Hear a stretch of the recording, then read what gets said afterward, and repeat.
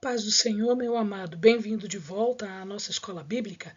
Nós estamos estudando a carta de Paulo aos Tessalonicenses. Então, pegue a sua Bíblia, pegue o seu caderno de estudos, ore ao Senhor, pede a Ele discernimento, entendimento, conhecimento, sabedoria, pede a Ele proteção para que nós possamos desvendar dos seus mistérios. Muito bem, nós já havíamos visto a saudação e as ações de graças iniciais e passamos agora para o capítulo 2, que trata do comportamento dos apóstolos em Tessalônica.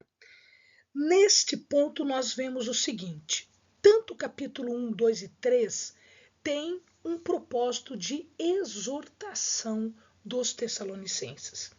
Ele vai apresentar uma defesa pessoal. Esta defesa pessoal, em verdade, é uma apresentação dos missionários como um padrão para os convertidos. Ora, Cristo é o padrão de todos.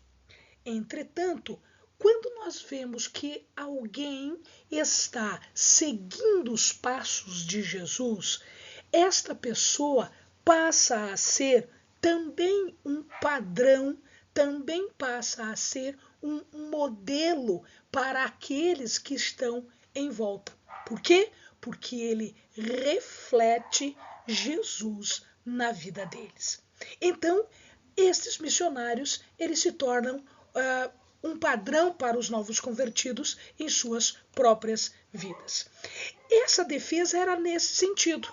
A defesa era no sentido de declarar os padrões como pregador e que isto não era de modo nenhum inferior àqueles outros mais destacados, como os filósofos, por exemplo. Lembremos-nos que a Grécia sempre foi tida como o berço da filosofia e muitos eram experts, muitos eram filósofos bastante profundos. Mas Paulo não deixava por menos. Eles eram também do mesmo padrão de qualidade. Aliás, muito melhor, porque não é só uma filosofia humana, não é só um conhecimento humano. Eles tinham, sim, um fundamento na verdade, um fundamento nos ensinamentos de Deus através de Jesus. A igreja, ela estava enfrentando oposição? Sim, nós vimos isso, nós sabemos disso. Quem nos diz isso é Atos. Atos fala a esse respeito. Então, ele estava, na verdade, enfrentando oposição. Não seria surpreendente que nesta campanha de oposição houvessem ataques pessoais aos missionários. Paulo, portanto, achava correto defender-se contra essas críticas. Nós não sabemos se essas críticas realmente aconteceram ou ele já estava se precavendo de eventuais argumentos que esses opositores faziam.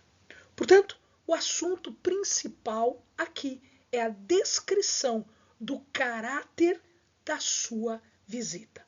Não só de Paulo, mas de todos os missionários que com ele faziam o trabalho do Senhor.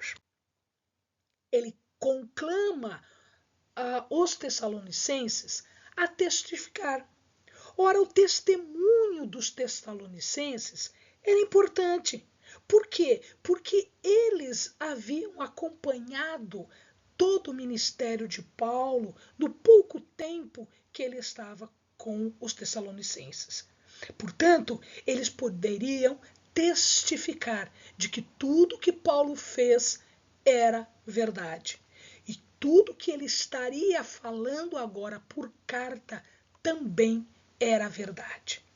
O reconhecimento de que toda aquela acusação era falsa. Eles sabiam disso. E Paulo poderia dizer que os próprios tessalonicenses eram as suas testemunhas, porque ele nunca fez aquilo do qual de verdade, ou o que Paulo imaginava, que ele estivesse sendo acusado. Então, qualquer acusação que pudesse ser feita contra ele ou contra os seus colaboradores era falso. E os tessalonicenses poderiam muito bem testificar disso.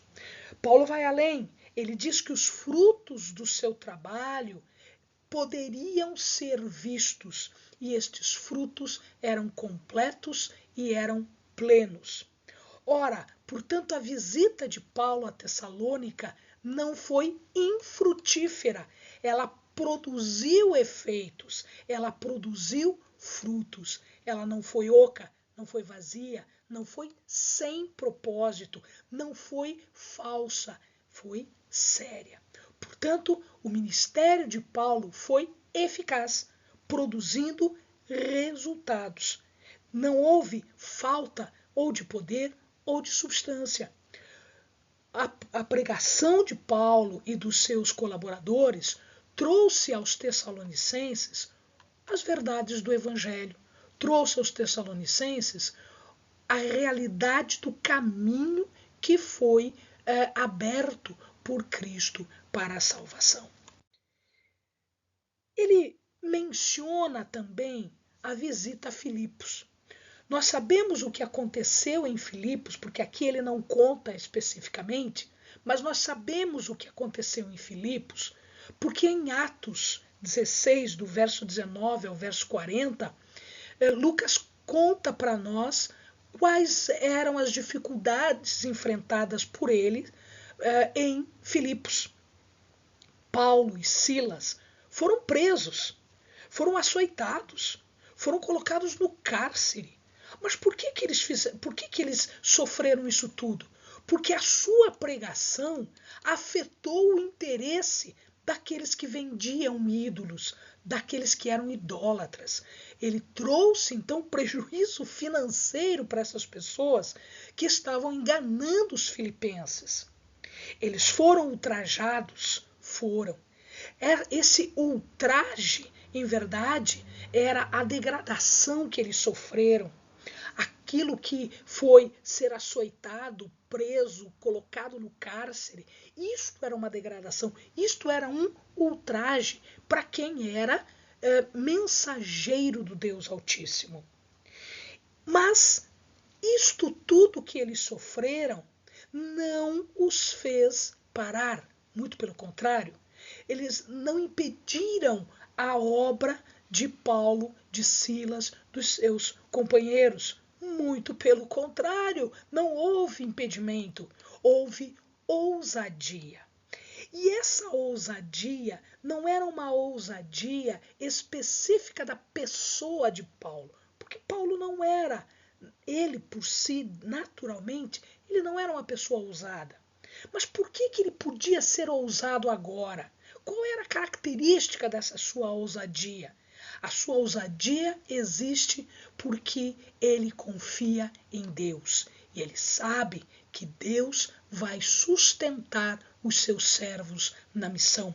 Portanto, a confiança que ele tinha em Deus é que lhe dava ousadia para falar. Eles não foram impedidos, eles fizeram a obra que tinha que ser feita em Tessalônica. Paulo continua repudiando, condenando algumas características de pregações. O que a pregação cristã era diferente de qualquer outra pregação de outros deuses, de outros ídolos, de outras coisas que pudessem ser feitos, os falsos mestres, os falsos pastores. Por que era diferente? Porque de maneira nenhuma a pregação cristã é enganosa. O engano aqui é ignorância, é erro de quem está pregando a respeito da verdade acerca de Deus, da verdade de Deus. O motivo da pregação é um motivo verdadeiro, ao contrário dos outros que eram corruptos, que eram enganosos. Eles faziam uma pregação em pureza. A pureza moral era o que os diferenciava de outros falsos mestres e pregadores. A impureza moral aqui, ela está sendo confrontada com o verdadeiro servo do Senhor. Por quê? Porque o verdadeiro servo do Senhor, ele leva em consideração aquilo que o próprio Deus tem para nós. Ele diz para nós: sede santos, porque eu sou santo. Então a santidade de Deus exige ao servo verdadeiro do Senhor também uma santidade. E isso não era encontrado nos falsos mestres, né? E isso não foi encontrado nos demais. Por último, não há dolo na pregação cristã. Não há engano, não há desonestidade, não há razão para que eles imaginem que Paulo e os seus companheiros queriam obter vantagens indevidas, porque isso não acontecia. Os demais faziam isso, não Paulo. Paulo, inclusive, tentava não ser pesado. Como ele fazia isso? Ele trabalhava com as suas próprias mãos, ele fazia o trabalho necessário, tendo aí ganhos para o seu sustento. Paulo e os seus colaboradores, eles tinham sido testados. Não só testados por Deus, mas também aprovados. Deus, ele não vai se ocupar só com aquela impressão externa, com aquela aparência. Não, Deus olha o interior das pessoas. Deus olha o motivo interior que vai conduzir as pessoas nos seus atos, nas suas atitudes. Eles foram testados. A palavra testado usada aqui é dokimazo. Dokimazo quer dizer examinados, escrutinados, detalhadamente observados. Então, eles foram observados detalhadamente, examinados e testados, e nada foi encontrado que depusesse contra eles. Portanto, eles, todos, ele e os seus companheiros, foram aceitos por Deus como pessoas dignas para realizar a obra de Deus. Paulo continua. Por que ele foi aprovado, testado e aprovado? A sua aprovação, ela é fundamentada na confiança que eles têm no Evangelho. Deus confiou o Evangelho a eles. O Evangelho, meu amado, não é de Paulo, não é de Silas, não é de Pedro, não é de nenhum dos apóstolos. O Evangelho não é do pastor, do outro pastor, não é meu, não é seu. O Evangelho não tem origem humana. O Evangelho, como o próprio nome diz, Evangelios quer dizer boas novas. Isto vem de Deus. Portanto, o conteúdo do Evangelho não é de Paulo, é de Deus. E por isso que, ao confiar o Evangelho a Paulo, e Paulo pregar o Evangelho verdadeiro, correto, o Evangelho que veio diretamente de Deus, ele foi aprovado. Nesse sentido, ele usa uma palavra que é mordomo ou encarregado. O que é um mordomo? Um mordomo era um servo que fazia todas as coisas para o seu senhor, na casa do seu senhor. Então, era ele que via se estava faltando alguma coisa, se não estava, era ele que fazia as coisas, tudo em proveito do Senhor. Nós, meus queridos, somos mordomos, somos encarregados. O ministério não é nosso. Nós temos que dar conta deste ministério. Portanto, os motivos, as estratégias não são minhas, não são suas, não era de Paulo, não tem motivação egoísta. Paulo era mordomo, assim como eu, assim como você, somos mordomos dos mistérios de Deus, do ministério, da missão que Deus nos aponta. Paulo contrasta esta ação com a ação mundana, a ação daqueles falsos mestres que queriam agradar as pessoas, queriam levar vantagem naquilo que estavam fazendo. Não os ministros, não Paulo, não nós. Nós não temos que agradar pessoas. Eu não tenho que agradar nenhum irmão, eu não tenho que agradar nenhuma pessoa. Eu tenho que agradar o próprio Deus e fazer a missão que Deus me confiou. Paulo foi chamado para ser um servo de Deus.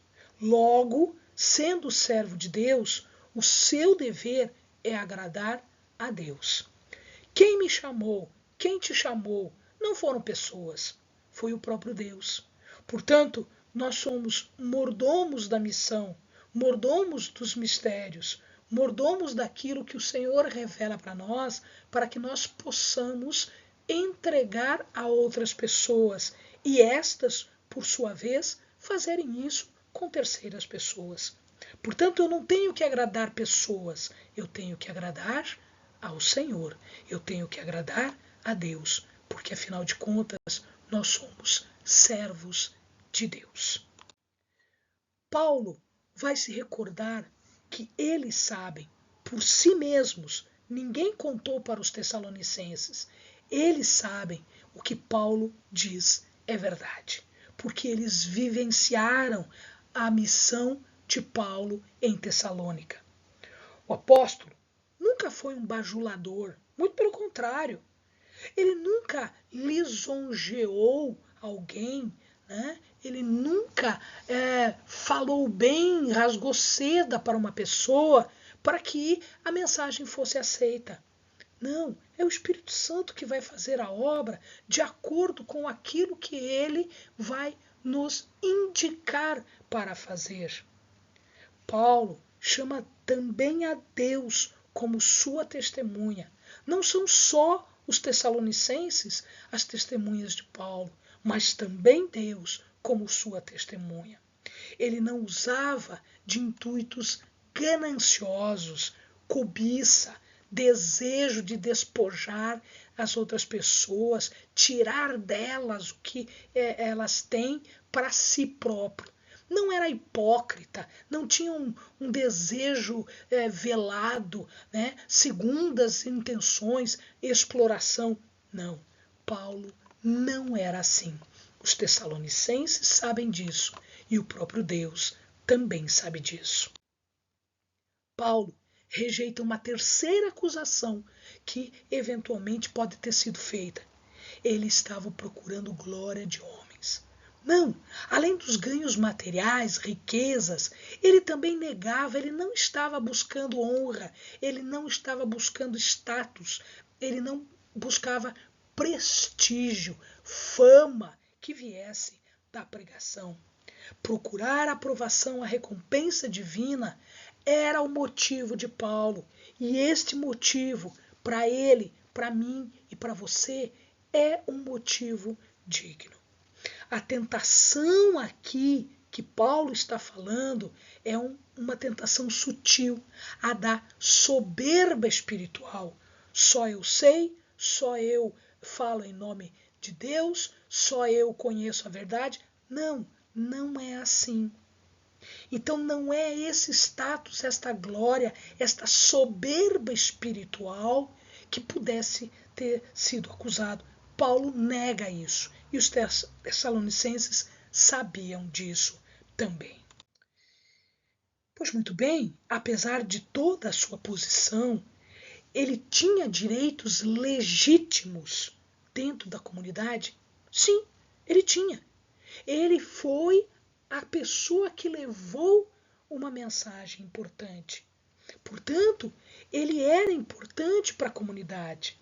Mas ele nunca buscou a sua própria honra.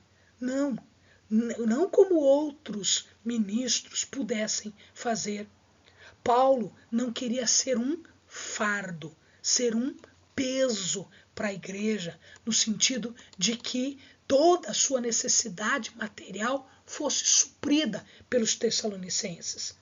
Apesar de ele ter esse privilégio, sim, mas ele nunca pediu, ele podia até exigir, mas ele sequer pediu isso. Diferente desse direito que ele pudesse ter, ele trabalhava, ele tinha seu próprio sustento. E a palavra nos diz que ele recebia também de Filipos valores nesse sentido. Tá? É provável que aqui Paulo estivesse pensando no direito dos apóstolos também de dar ordens, de ser respeitado no sentido geral. Mas Paulo sempre ensinou com bastante humildade, com bastante simplicidade, com bastante amor e ternura. Amém, amados? Bons estudos.